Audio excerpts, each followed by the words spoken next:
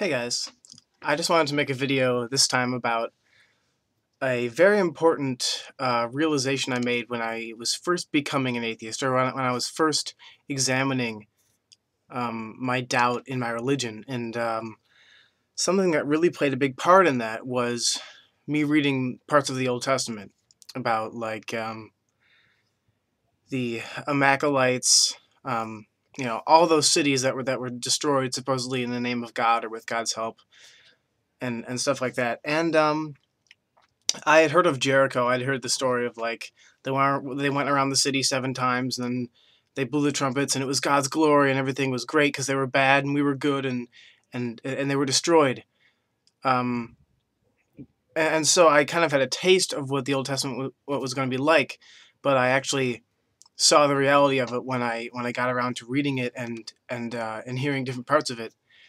And I can remember very early on, I was watching the Atheist Experience, which if you don't watch it or haven't watched it ever, I very highly recommend it. At least some of the older stuff. I haven't watched it in a while. It is kind of repetitive. It's probably not the best medium through which atheism can be sort of like shown to be reasonable, but it was. I found it to be a very helpful tool when I was first an atheist. And there's a video by the Atheist Experience, excuse me, where they go through God's kill count in the Bible, and I think the video is actually called like God's kill count in the Old Testament or something, and the conservative estimates come out to like 2,000,000, like 17,000, some ridiculously high number. And that's excluding all of the death tolls that weren't given numbers, such as like the flood, or where it maybe just says they destroyed 60 cities, and it doesn't say the number of people. Those aren't even included in the number. So basically, it's an absurdly high number of people. I'm just going to go with 2,000,000 for my example. And what really struck me when I heard those numbers, um, even while I was Catholic, I was like, wow, that is so many people. And I knew that if I saw it as a number, it would never have the significance that I would need to understand what it means when you kill 2,000,000 people.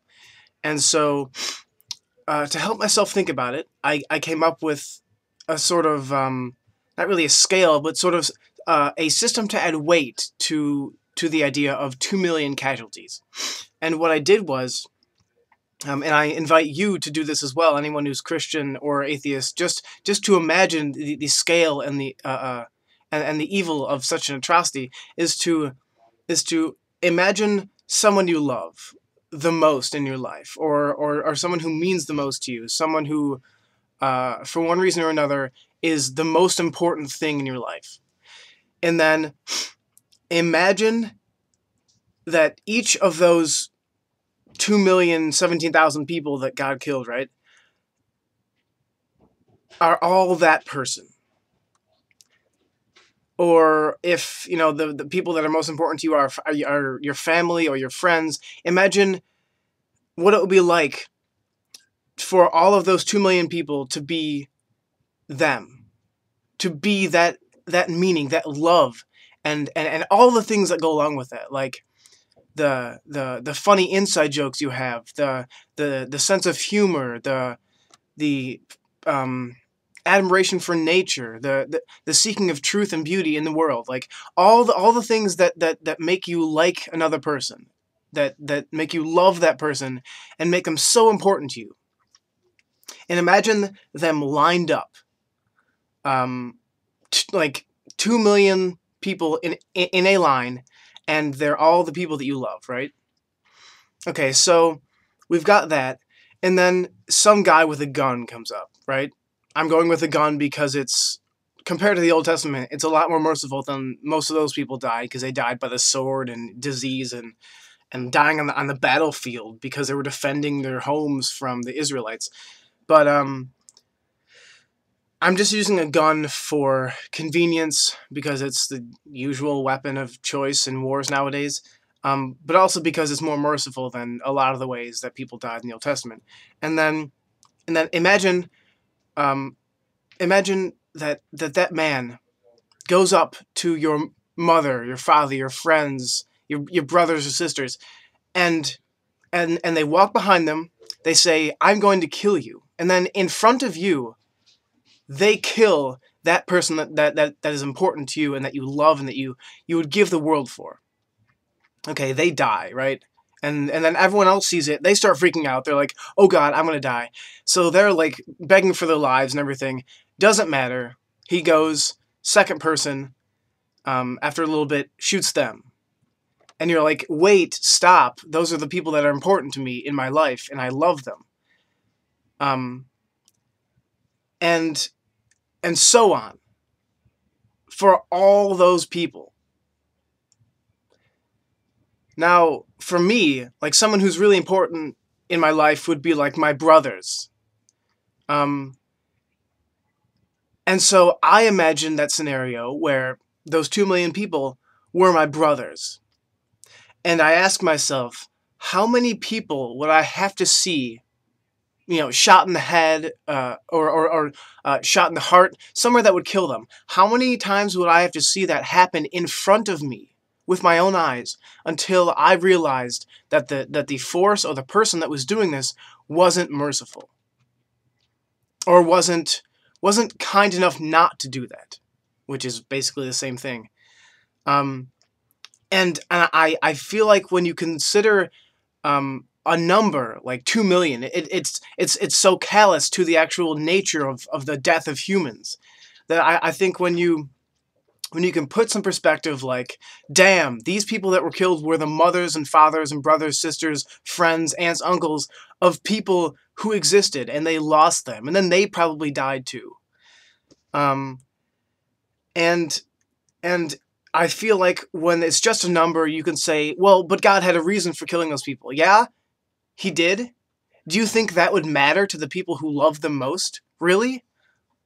I would say that it would be very difficult for you to convince the parent or the daughter or son of that person in their life that it's okay that their dad or their mom or their daughter died in such a terrible way. Um, and I could go on and on about this because it's such a wake up. And it's probably one of the most powerful things that started me thinking, because it was such a terrible realization that the reality of the Old Testament could be so mind-bendingly terrible. That I mean, for me, there's no way. Even if I would like to, I wouldn't be able to reconcile a loving God with those people. Especially considering they didn't even have to exist to begin with, and yet they suffered incredible agony at the hands of the Israelites and of God and everything. It's just a terrible situation. And so I would just like to propose that, because I thought it was a very useful tool for showing someone what it's like to witness really the events that would have happened and unfolded in the Old Testament.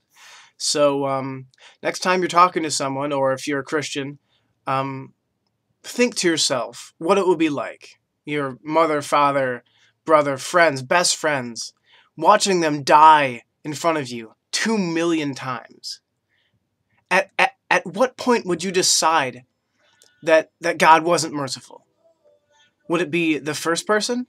The second person? I mean, you can go on. Would it be the 10th person? The 106th person? The 200,000th and 6th person? I mean, it just keeps going. Even if it took you to go to the 2 millionth person, there would still be 17,000 people in line of your loved ones. Imagine that when someone suggests that God is good.